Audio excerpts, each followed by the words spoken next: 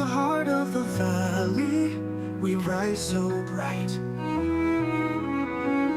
where the news flows freely in the morning light. Yuba-Sutter.live, where truth comes alive. Every Tuesday's a journey, it's where we thrive.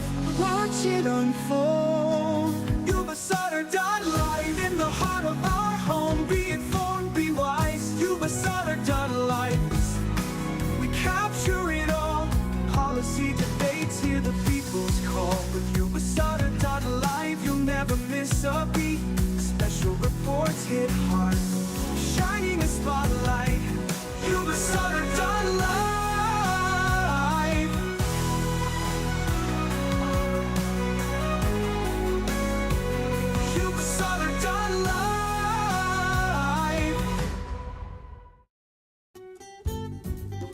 Yuba-Sutter.live's local government live streams are presented by Plumas Lake Self-Storage in Plumas Lake, where lifelong local residents are helping other residents keep things safe, providing indoor storage units, outdoor RV and vehicle parking, moving supplies, and Penske truck rentals. Details at plumaslakeselfstorage.com. Do we have any comment from the board? Do we have any public comment? And do we have a motion? So moved. Oh, well, second. We have a motion and a second. All in favor? Aye. Anybody opposed? No. Consent agenda is approved. I don't think we have any presentations. So, Ezzy, can you read the public communications? Any person may speak about any subject of concern, provided it is within the jurisdiction of the Board of Supervisors and is not already on today's agenda.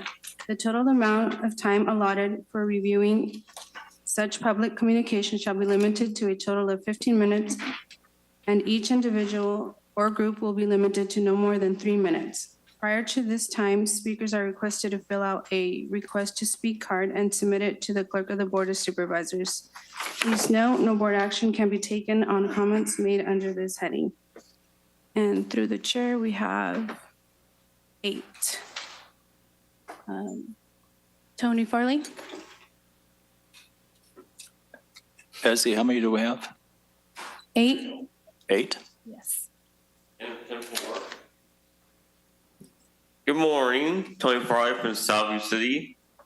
Thank you, County Administrator Chief Saxon, his Chief Police. Thank you, County Council, McGeorge. Thank you, the Cowboy, Don Blazer, the Cowboys. Thank you, John Mix, another Cowboy. Sacramenton, Gray Bradford, Sacramenton. The diverse candidate is Seth Fuller, and Reserve W Marine Corps guy, Annie Vasquez. Here, thank Probation Department, Rachel there. Thank Jennifer, Tony, and Dr. Lou, and the Sheriff. Thank you for your service. Thanks, Tony. Thank you, Tony.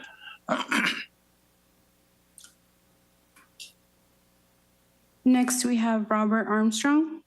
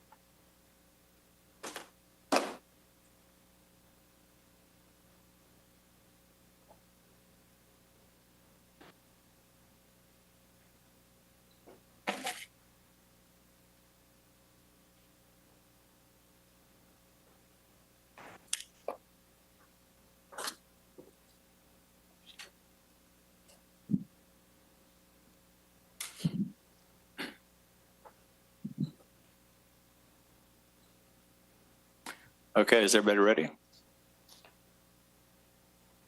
Good morning. Good morning. How are you? I'm good. So we're reading a cease and desist letter.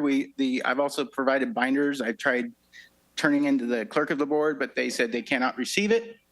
So they said, bring it to the board meeting. So the state of New California has passed AB 969, enacted in October of 2023, using an urgency clause.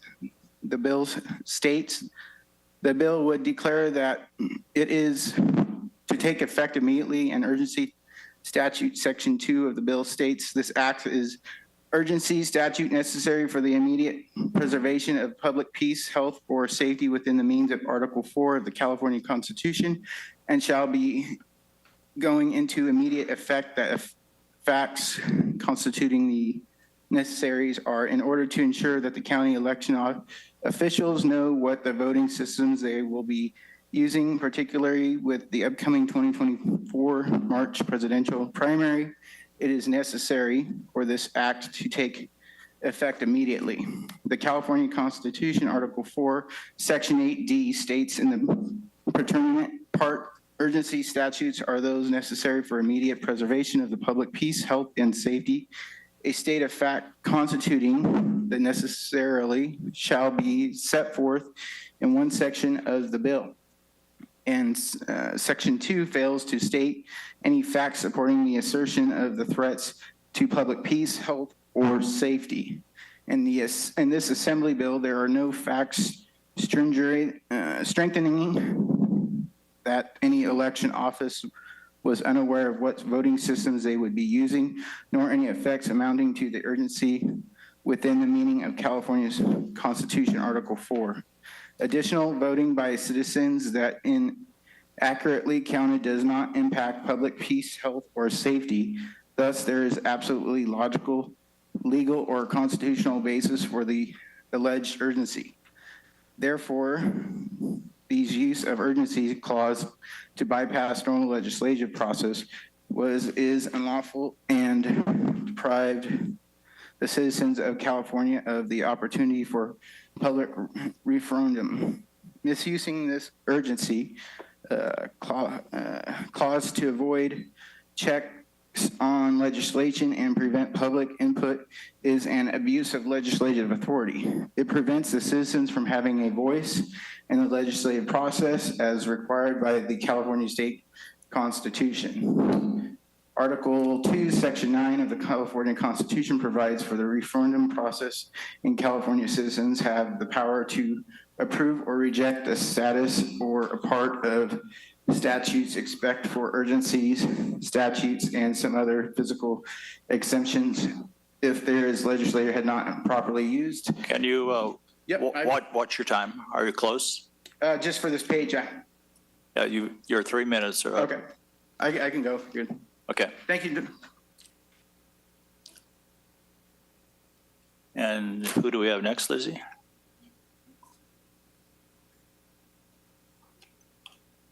Tina, is it? Good morning. I'll continue where he left off. Okay. If the legislature had not improperly used the process reserved for public health and safety emergencies, the citizens of California could have reviewed and challenged the law by referendum pursuant to Article 2, Section 9 of the California Constitution. You have been placed in an unfortunate position where you are unable to conduct the 2024 general election without breaking either state or federal laws. You cannot comply with newly enacted state laws without breaking federal laws. You cannot comply with federal laws without breaking this newly enacted state law. Additional reasons to cease and desist. Application of the Help America Vote Act. The Help America Vote Act of 2002, hereinafter known as HAVA, requires accurate voter rolls to be maintained by the local jurisdiction. California counties have hundreds and even thousands of ineligible voters on their rolls. This violates HAVA's requirement for accuracy and compliance in elections, including the voter rolls. You know This is because many citizens have taken it upon themselves to audit the voter rolls because our government does not. And they have found hundreds and thousands of ineligible voters. Some of these citizens have come before officials only to be disparaged and ignored. Many of our elections are decided by less than 100 votes and some by less than 10 votes. Inaccurate voter rolls are an incontestable fact. The Election Integrity Project of California reported that they found 1,834,789 more registered voters than eligible citizens in the state voter rolls, including active and inactive voters. HAVA was enacted due to the 2000 Bush-Gore election debacle, which greatly divided voters and destroyed voter trust. Simply articulated, if voter rolls are not accurate and compliant, elections cannot be certified as compliant or accurate, meeting the standards set within HAVA. HAVA was designed to provide a zero trust model for voting system, which include transparency to address trust issues when using electronic voting machines. Although election fraud existed in individual local races, these widespread trust issues did not exist before the electronic mechanical machines. In addition, HAVA falls under the Civil Rights Act. Therefore, certifying inaccurate or non-compliant elections violates every citizen's civil rights when elections are not accurate or election laws have been violated. Financial reasons to comply with HAVA. Thank you. Thank you. Next. Next, we have Bill Brandon.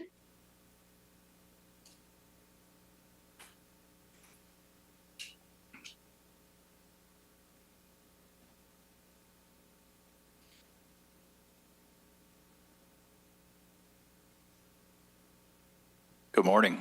Good morning.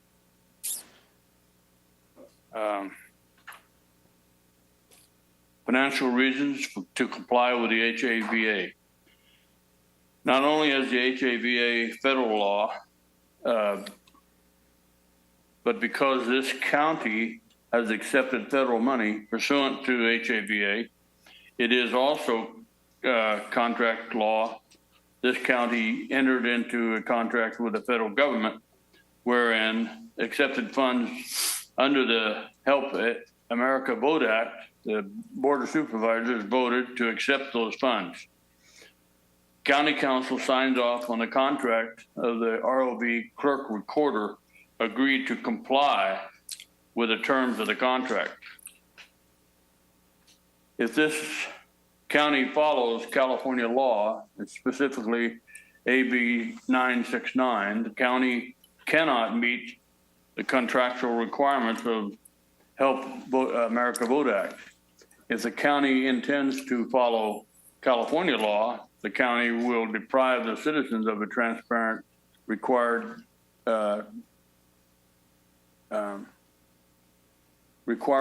resulting in a misappropriation of federal funds.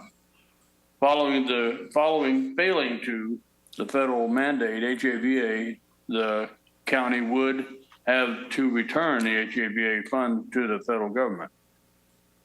If the county returns the HAVA funds, the county cannot pay for the election equipment, and the county is required by California law to use. Board of Supervisors have a problem. Each of you swore an oath to the United States Constitution and to the Constitution of the state of California. Both constitutions guarantee citizens the right to have their vote accurately accounted and to elect their representatives. Your oath is not to the government, but to the Constitution and the people you represent. Certifying uncertifiable elections in a federal election can reach to a level of treason. Do not assume because county elections officials have not been held accountable to this point, that they will not be held accountable now and in the future. We pray those involved do not expose themselves to the county to this financial obligation. We respectfully demand that the county comply with both California and the federal constitutions rather than follow newly enacted and unconstitutional California law. First, the process must be transparent, and two, the count must be verified. Thank you.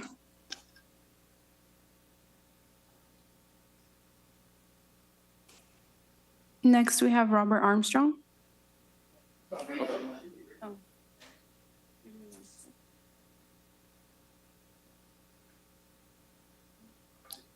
Good morning. What was your name again? It's Ruth Armstrong, Ruth? or Ruthie. Yeah. Ruthie? Hi, Ruth. Hi. First, the process must be transparent and the counts must be verified. Second, only the eligible voters should be allowed to vote. To meet these requirements, the county should have 1 day hand-counted elections requiring ID to vote and mail-in ballots limited to legitimate absentee voters. Your thoughtful consideration of the matters contained in this letter and the requirements of the oath of the United States and California Constitution are greatly appreciated. So I'd like to end with basically stressing that you were elected and to serve the people. That is by far a very high responsibility. And I hope everybody here takes what we've read into consideration. And I hope that you follow through and not only do some investigating on your own, but investigating by looking at the stuff that we have brought forward to you today. There was a lot of work by a lot of citizens within Yuba and Sutter County that put that binder together for you. So I hope and appreciate you taking the time to go through it and draw up conclusions of what we have found to show that our elections, even though we are not a massive, huge county like LA or Riverside, there are variations in our votes.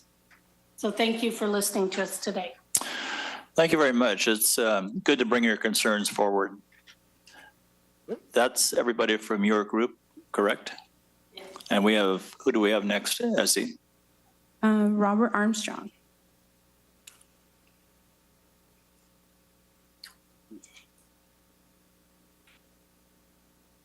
How's it going? So this one's a personal matter I dealt with on Thursday last week. So the binders in front of you, I brought to the clerk of the board for just information. It wasn't the cease and desist letter. It was just the information that we gathered. And I also brought it to your guys' office, to your clerk of the board, and they right out refused it. And the clerk actually called county council down, and she rightly refused for it. And all the signature was requiring that they're taking ownership of it for a chain of custody. And Janet Bender refused to sign it and take it.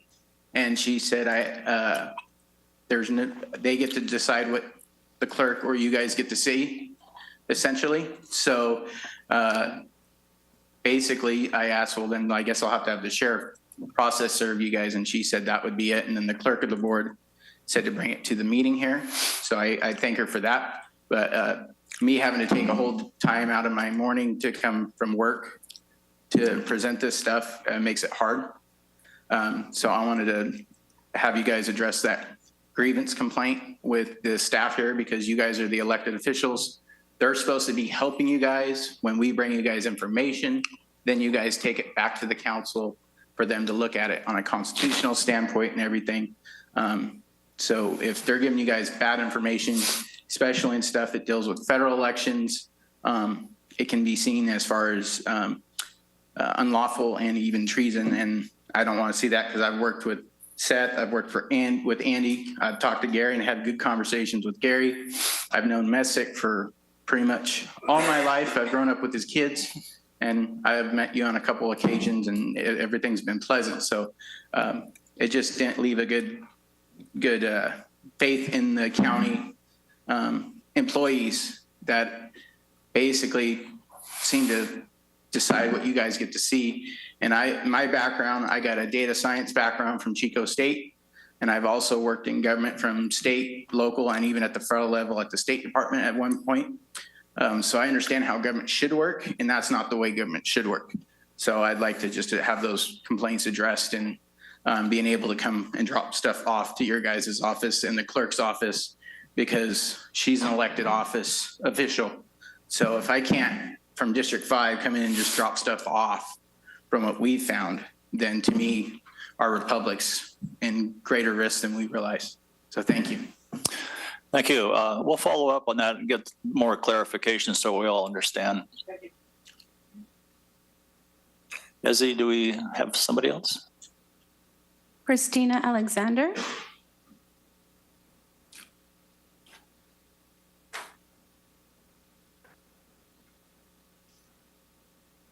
Morning, I'm Christina Alexander, and I was coming before you today to find out. You might have to move up a little closer to the microphone. Can you hear me now? Yeah, I'm the test. If I can hear you, then anybody can hear you. Okay, great. So I was coming before you guys to find out what your role in an abatement on a property in Yuba County really is, and also is it the normal policy that you would vote on an abated property to abate that property? Is that something that normally happens or doesn't happen? And then also regarding what is, when you close a case and you have an officer telling you that the case is closed, and then there is a year and a half in between that, is there something that should have been sent to the property owner, letting them know that the property inspection had been passed and it was closed, other than just the word of mouth and us believing that person at the time? I'm a little nervous, sorry. And then I was just trying to get clarity on the abatement process and also on what happens with paperwork. As far as if there's something going on, do you send a letter to the property letting them know that you have something going on? Or do officers just approach the property and then tell them? And is there not an itemized, according to like the ordinance, what violations are being made? Is there a way to find out how that would be done? Kevin, you want to just take a second and point her in the right direction? Thank you.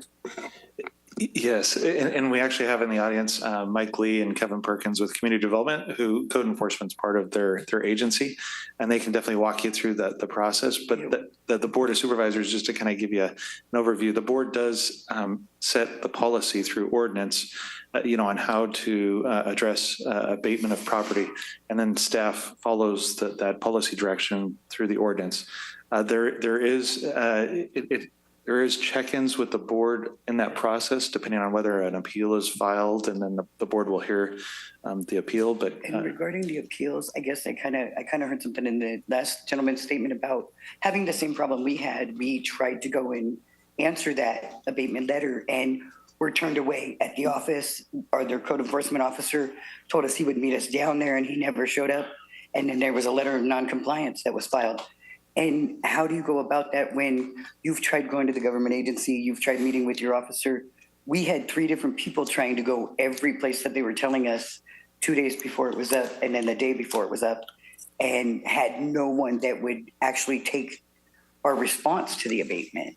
How would you address that then? Because it seems like it's something that's happening not just with us, but also with other people that are trying to give information either to the board or to the heads of the office. We did get to meet Kevin the other day, so hopefully Kevin can answer some stuff for me, or Mike.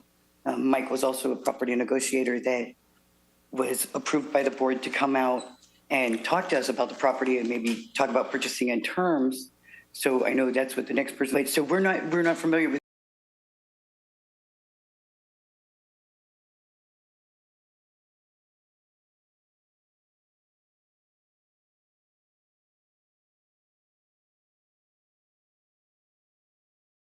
get more information from them, they could report back to the board at a future meeting on the process. Is there adjustments that need to be made in the future?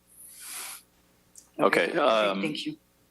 Kevin and Mike are both here, so maybe later on you can have a chance to touch base with them. Perfect. Get you pointed in the right direction. Thank you.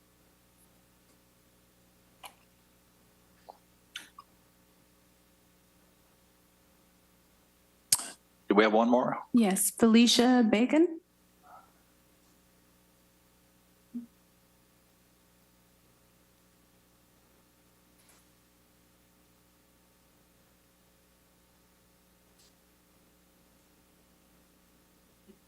Good morning. All right. My name's Felicia Bakken. And I was wondering if you guys could tell me, is the general practice for the Board of Supervisors to approve real property, kind of continue with what she was talking about, the negotiators to approach us at our home in a timely, excuse me, to approach the people of the property and to approach for terms and for purchasing the property. It was already, we found that it was approved by you guys, and then nobody ever came out and talked to us about that. And then continued with that, the abatement topic too, that was mentioned. Specifically, I want to know, do you have to approve the abatement on a property prior to any abatement being carried out on that property? Well, at the stage we're in right now, you make your presentation to us. We can't really have a lot of dialogue, but we can point you in the right direction. Okay. In that process, and then and how would I approach?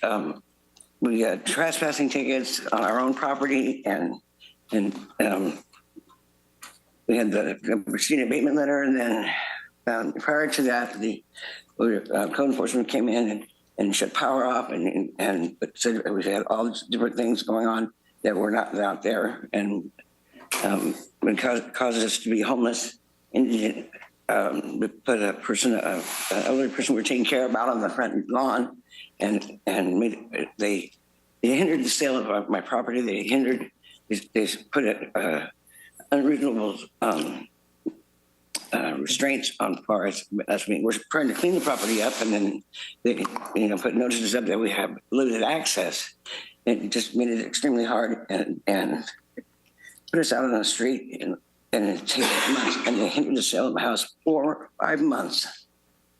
So I just wondered what the process there would be to correct that and not have that to happen to anybody else. That's pretty much it. Okay, thank you. I'm sure we have competent department heads that will help straighten this out for you. Izzy, do we have anybody else? Nobody else, and no hands through Zoom. Okay, thank you. Okay, we're going to go to county departments. All matters listed under county departments are action items, which will be considered and voted on separately. The first one is 449, which we've had up before because we had didn't have a quorum, or we had a quorum but not enough to vote. So we're going to bring this back up for vote again. Are you present? I can facilitate if necessary, but as way of background, there's 2 vacancies on the Measure K Citizen Oversight Committee, and there's 5 applicants for those 2 vacancies. And the board, I believe, has had an opportunity to review the applications from those 5 applicants, and I guess I'll just turn over to the board for discussion on that. There's any of the 5 can be nominated and considered.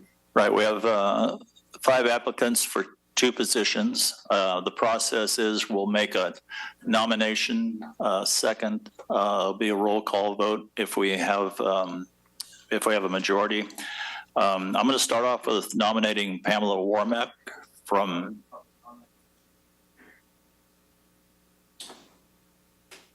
Yeah, I would suggest before the board takes action that a public comment be allowed. You can go ahead and do the public comment first. Okay. Yeah, public comment is fine. Rennick, did you have a comment?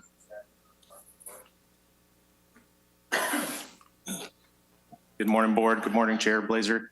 My name is Rennick House. I'm the supervisor-elect for District 2. Coming before the board today to hope that you assign somebody from District 2 to this committee for the Citizens Oversight of Measure K. The board currently has a very very firm public safety aspect to it with the prior chief of fire on the board as well.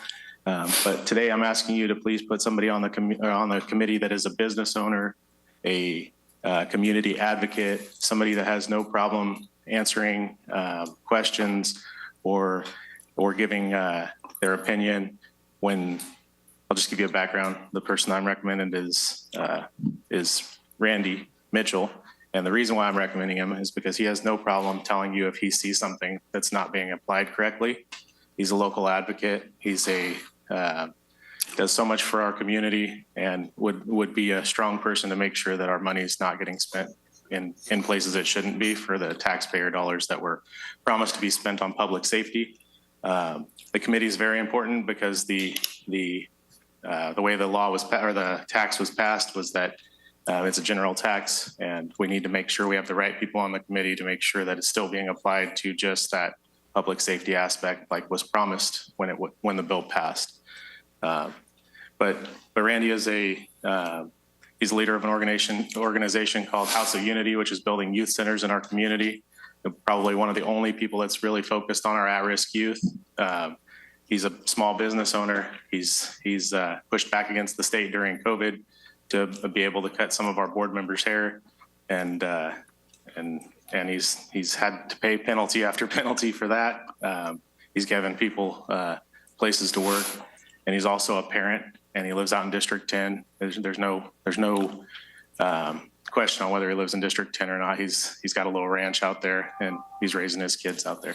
So today I just ask that you guys please consider Randy Mitchell for that position, and with any respect for what I have to say, I am hoping to work with Randy for the next 4 years. Thank you. Thanks, Rennick. All of us have had a chance to read all the applications, so we should be pretty familiar with the applicants. I think at this time I'm going to go back and nominate Pamela Warmick from District 2. She's a farmer out there, so I'm going to nominate her. I'll second that. Okay, we have a nomination and a second. Can we do a roll call vote on that? Supervisor Vasquez? Yes. Supervisor Blazer? Yes. Supervisor Fior? No. Supervisor Bradford? No. Supervisor Messick? No. I'll go ahead and nominate Randy Mitchell. Second? Did we have So we had a 3-2 decline at the first one, is that right?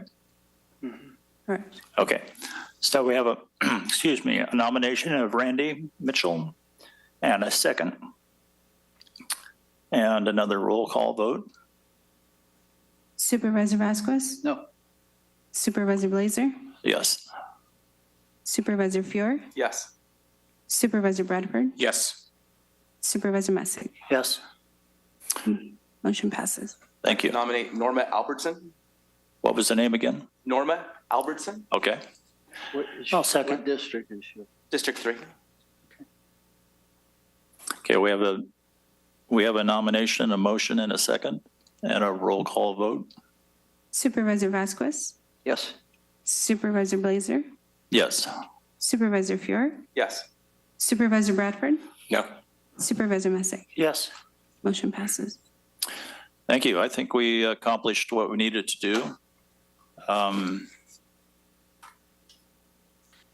So can you read back the 2 new additions to the Measure K Oversight Committee, Ezzy?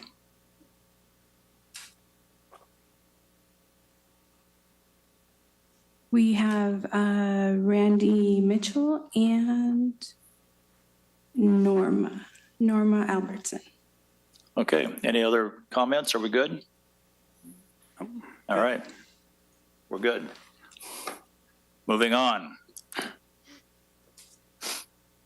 County Departments, item 600, Administrative Services.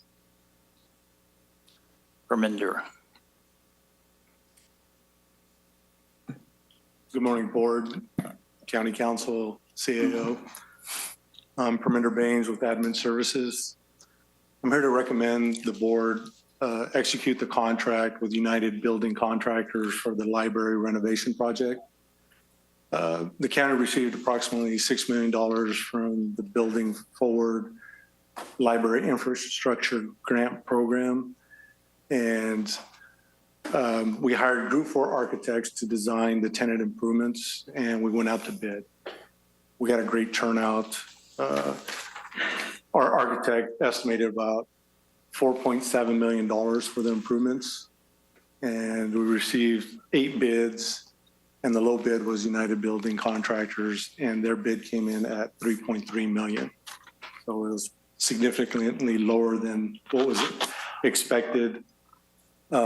We do plan to come back and add more work. We'll be going out to another bid to expand additional funds. Mike Lee and Sandy did reach out to the grantee or grantor, and they authorized us to go back out to bid for additional work because we do want to expend the $6 million. So I'm recommending that the board authorize the execution of the contract for United Building Contractors for approximately $3.3 million.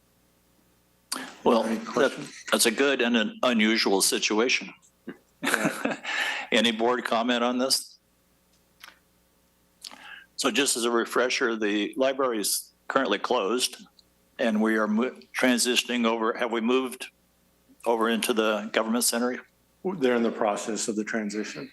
And the main library will probably be down for close to a year?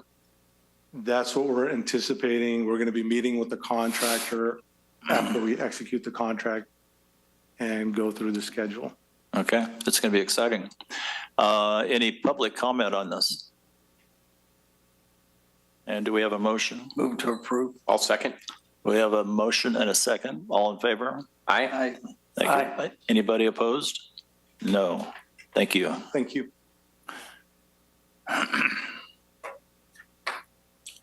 Well, we're moving right along here. Member reports, board member reports and staff. Andy? There's a article in the Yuba County website about the JPA for Meals on Wheels. We had a situation with Meals on Wheels that they notified people without going to the board, and they notified people without sending out a letter. And we're going to send a public announcement, but they were afraid of the pushback from the public. So we had 66 Yuba County seniors that were recently modified that they no longer qualified for the Meals on Wheels. This program is essential. It's 1,300 meals per month. According to Area 4 on Aging, all impacted service seniors have been contacted directly by the Area on Aging about the extension because HHS has provided funding to extend the program to these impacted seniors for another month, and it's actually 60 days, and is working with the Area 4 on Aging, helping them to transition these folks to other programs. I have a question about the JPA and that I would like to be reviewed, that no cutoff of essential services without the board of the Area 4 on Aging. And the members of the board have to be sent, if you're going to send out a letter, send it out to the board members. And the problem is that there was a program that was available that could take up to 50% of the meals. And why they didn't start implementing it, I have no idea, but I think we need to reevaluate our JPA with Area 4 on Aging. Okay, that's a little bug of mine. I hate, old people get nasty if they get meals cut off. So also I attended the LAFCO, or CalAFCO, and they gave us a safe dashboard to look up water systems in our county, and we have 7 water districts that are failing or at risk. Fairway Downs, Lake Francis Mutual Water District, River Highlands, Country Village, Whispering Pines Mobile Home District, Feather River Manor, and surprisingly enough, Linda County Water District. So that is one thing that I have sent the information over to the water agency, see if they can help. Attended the Hmong New Year Saturday in Sacramento. There's about 300 people ended up there. And I was trying to look up here what they had said about the presentations there. And it was really interesting that they had the blessings done in English, because that's the first Hmong meeting I ever attended there where the English was the language used. But they said it was amazing that people had never heard that before, and that's we're going to get out and work with Hmong community a little bit more to kind of explain the English thing.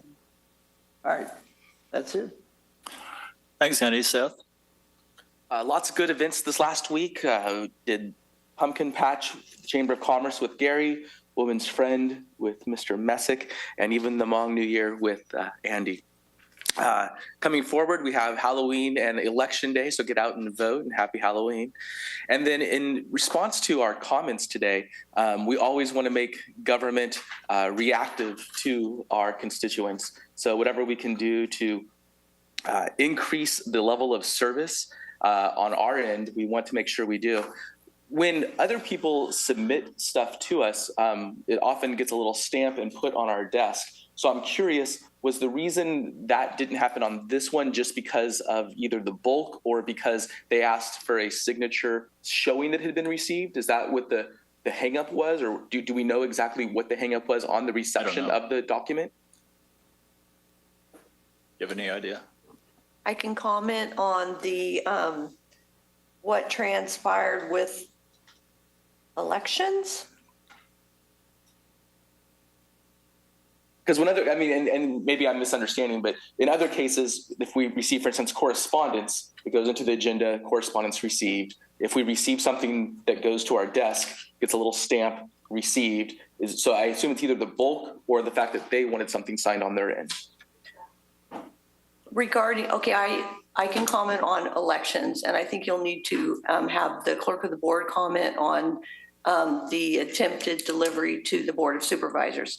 So regarding elections, at approximately 4:45 on Tuesday or Thursday, October 17th, Robert Armstrong and I spoke outside of the elections office. He had asked to drop off a binder to Donna Hillegas, which she was more than happy to receive, but he demanded that she sign a document, and county council advised against the signing of the document. And I explained to Mr. Armstrong I'd be happy to review any legal authority he had that required her to sign, but in the absence of that, she wouldn't be signing it. And then we said that we were happy to receive his binder. He asked for his binder back. So I excused myself from the conversation with him. I went and got the binder back from Donna, brought it to him, and then he said he was going to need to contact the sheriff for service of the binder on the Board of Supervisors.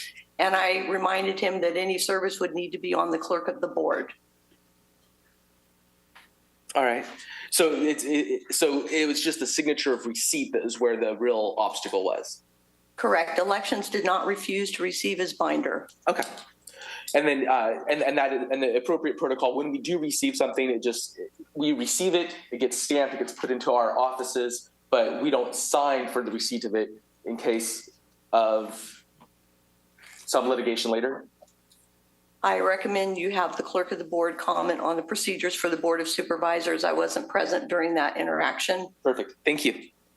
And just in reference to both of them, we want to increase our community service. I know that we have Yes to Yuba, which is where we try and facilitate business to operate here. And we want to have that same type of interaction with everyone. So we will reiterate that from the top down, that we want to be as amicable and as helpful as possible. Gary. Good morning. Couple of items. So first of all, this last week I stopped by Animal Control Services to get my dog licensed, and it was a great experience. And while I was there, Heather gave me a tour of the facility, which I really appreciated. And I also learned, I was unaware that Tuesday afternoon to Friday afternoon from 1 to 4, you can get your dog chipped, and it's very reasonable. I don't remember if it's $12 or $15, but very reasonable price to go in and do that. So I'll be going back probably some afternoon this week and getting that taken care of as well. Also, thank you to Recology and Yuba County Public Works. We'll be having a community cleanup in Plumas Lake. It's actually going to be the first one in Plumas Lake. And it's going to be on November 9th from 8 to 12 at the Park and Ride. So residents of the Plumas Lake and Arboga areas are welcome to bring their stuff and have it taken away by Recology. So it's really exciting. And then finally, next week, the beginning of next week, first half of the week, I'll be at the Association of Defense Communities Innovation Summit and learning how we as a community can best support Beale Air Force Base. And while we're there, we plan to have some meetings with some folks to continue to advocate for new missions to come to Beale, including the Collaborative Combat Aircraft mission. So good stuff. Thank you. John? I don't have much to add. You guys kind of stole my thunder on all the comments. I will say if anybody knows how to get walnuts ripe, work your magic, because harvest is dragging out forever. Rain. You need rain. Rain, yeah. Okay, anything else from County Council? Nothing for me. Thank you. Kevin? Maybe following up on Supervisor Vasquez's comment, I'm not sure if there's an interest to form an ad hoc on that to further evaluate the JPA the county is a part of on the Agency on Aging issue. But if there is, I'd be more than happy to participate with the ad hoc along with HHS to kind of evaluate the current organizational structure we're a part of. Is there any room for improvement? I'll volunteer. The ad hoc would be something the chair would need to committee form. Yeah, this is a problem. The state can't step in as top core services at their whim without ever notifying the people on that committee. I think they exceeded their authority, and they irritated a bunch of people that they called back. Supposedly all the people, but they would not give me the list. And they said that people were very thankful that we found a solution to this. And I thank Jennifer Vasquez and Tony for their hard effort. It took us 5 days to solve a problem that they created. And that's all they needed to do, was to let us know that they were cutting off, and we wouldn't have had that problem. I don't know if we're quite to the point of an ad hoc committee, but it's reasonable that we consider doing that. There's seems to be a lot of good interaction between, we have 3 people that represent Yuba County that go down to these meetings. Seems to be pretty good interaction. They're a very dedicated group. They do a lot of good, but there could easily be some confusion. And I know there is confusion on how money is allocated, because we got into long discussions at the last meeting. So let's put that on the back burner for the moment.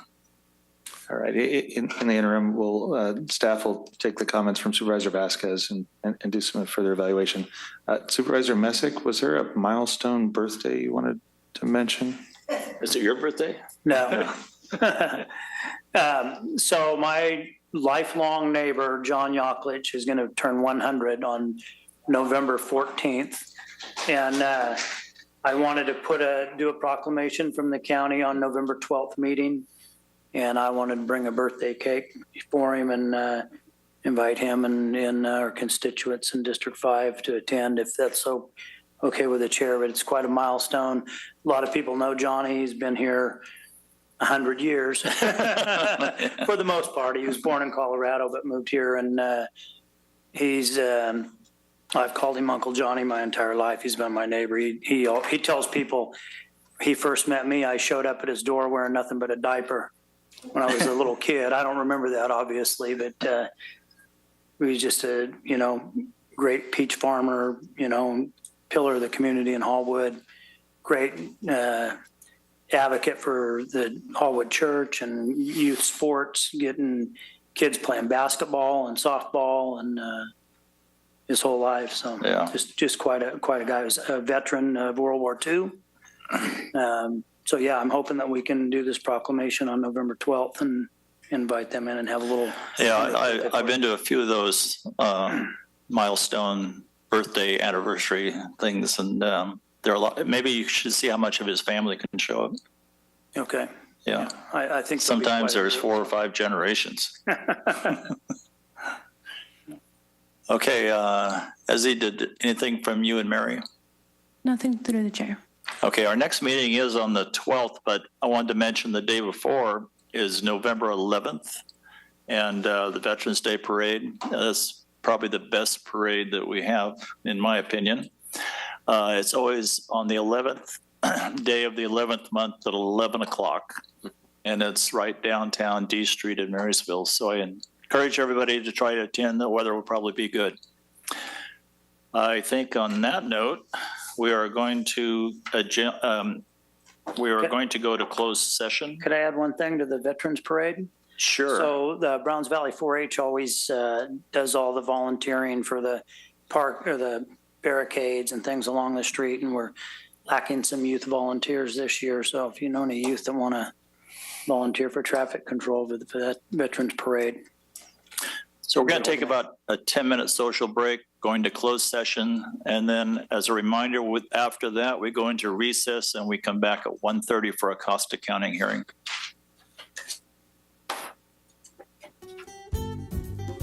Yuba-Sutter.live's local government live streams are presented by Plumas Lake Self-Storage in Plumas Lake, where lifelong local residents are helping other residents keep things safe, providing indoor storage units, outdoor RV and vehicle parking, moving supplies, and Penske truck rentals. Details at plumaslakeselfstorage.com.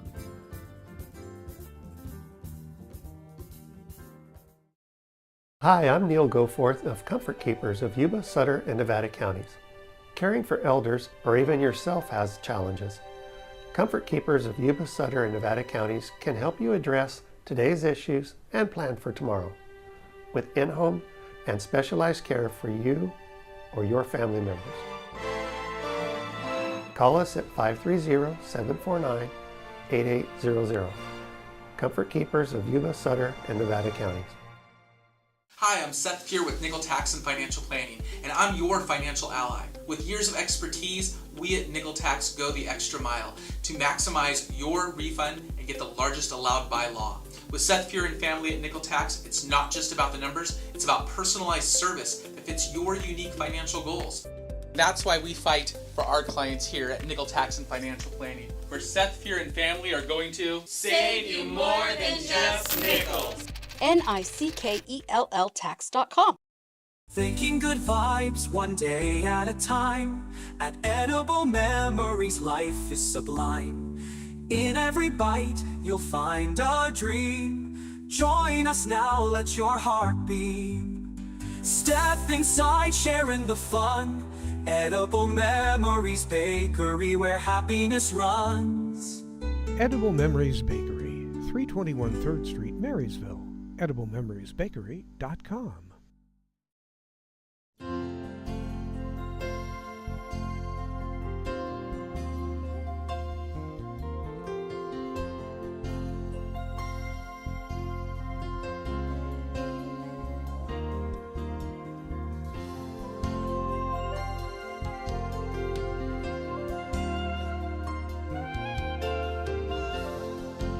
In the heart of the valley, we rise so bright, where the news flows freely in the morning light. Yuba-Sutter life, where truth comes alive. Every Tuesday's a journey, it's where we thrive. Watch it unfold. Yuba-Sutter life, in the heart of our home. Be informed, be wise. Yuba Yuba-Sutter done life.